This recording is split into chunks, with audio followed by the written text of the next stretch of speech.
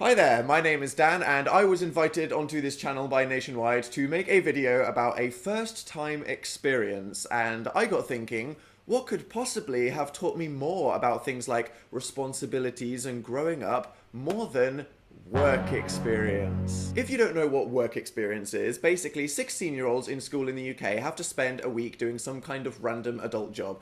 The point of this is to teach kids about what life might be like after school and hopefully learn some things about real responsibility. Now, you can either fill out a form saying what your interests and skills are, and then the government will try to find an appropriate place for you, or you can suggest where to go yourself, which is basically an excuse for people to go, I'm helping out my dad with his business, aka staying at home doing nothing on the internet all week. I obviously forgot to fill out the form until the morning that it was supposed to be handed in, meaning that there was no staying at home on the internet all day for me, but also that I had suggested no interests or skills for them to find a place that would actually be good for me. So where did I end up working? A leisure centre, basically a place with a swimming pool and a gym and some badminton courts. Not particularly interesting or inspiring, but I guess not the worst place in the world. So first thing on the Monday morning at 6 AM, I made my commute to the leisure centre, and when I arrived, I was given an absolutely gigantic blue sweater that made me look like a tent, and I was ready for my first day of real work in the real world. What exciting possibilities would be waiting for me in the world of leisure and exercise? Shadowing a lifeguard. If you don't know, the term shadowing is basically a fancy way of saying standing next to somebody and doing nothing, just watching what they do and hopefully learning about their job, which I guess if you're following a breakdancing crew or a surgeon, that might be quite interesting.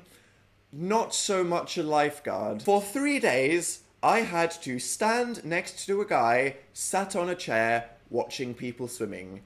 3 days of absolutely nothing. And not the good kind of nothing, like, today I did absolutely nothing. We're talking about mind-numbing, soul-draining, complete lack of sensory input. I mean, on the Tuesday morning, I did get to watch the elderly water aerobics class, which was pretty funny, but otherwise, no. Absolutely nothing. By the Thursday morning, I was seriously considering just drowning myself in the pool, if anything, just to have something to do to get that guy to move off his chair, but thankfully, one of the managers came up to me and said, hey, that doesn't look particularly interesting. Why don't we find something else for you to do? Why didn't you think of that in the first place? However, all she said was, why don't you walk around and just see if there's anybody that wants some help?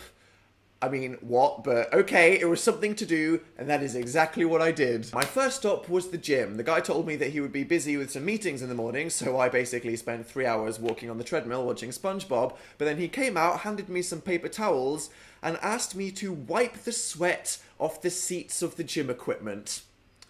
Yeah, no thanks. So I made some kind of terrible excuse and went to the nursery. After all, I'm pretty good with kids. I thought that might be a fun way to spend the afternoon. I told the ladies what I was doing there, and they all seemed to think it was a good idea, as they left to have a smoking break for 3 hours, leaving me completely responsible for 10 children.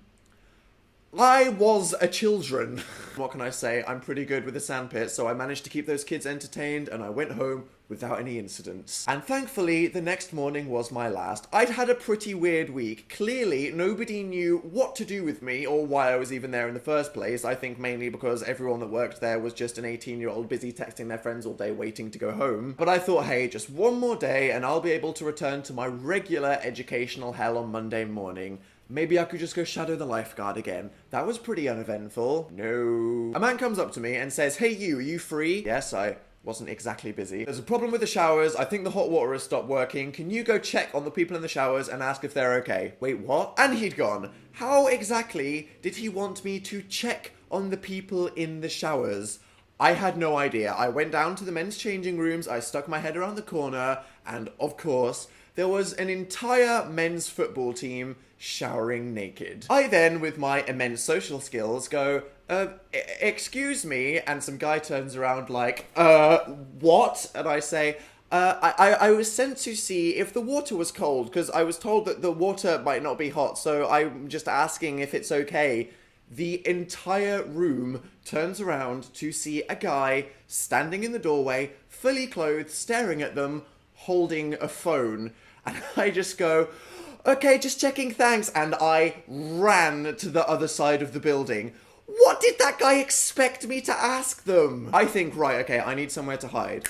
The cafeteria. I will happily stand in a corner washing dishes for the next 5 hours. I find the door that I think leads into the room. I try to open it.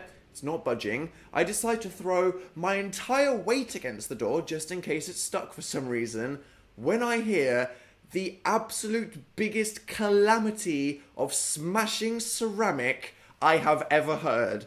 It turns out the trolley containing the entire day's worth of clean dishes was propped against the door to get out of the way, and I had emptied the entire thing onto the floor.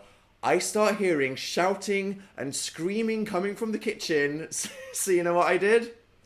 I just left. I power walked out of the building, got on a bus, went home. I didn't say goodbye, I didn't even hand in my uniform, and you know what? No one asked. I never heard from them ever again. And that was my week of work experience. Thank you, government, for such a valuable use of my time that taught me so much about the world. So what's the moral of this story? I'm sure there's something I can say about responsibility or motivation. Don't leave filling out forms until the morning they're supposed to be handed in. Leisure centres are kind of boring but an okay place to work. And don't stare at people in the shower.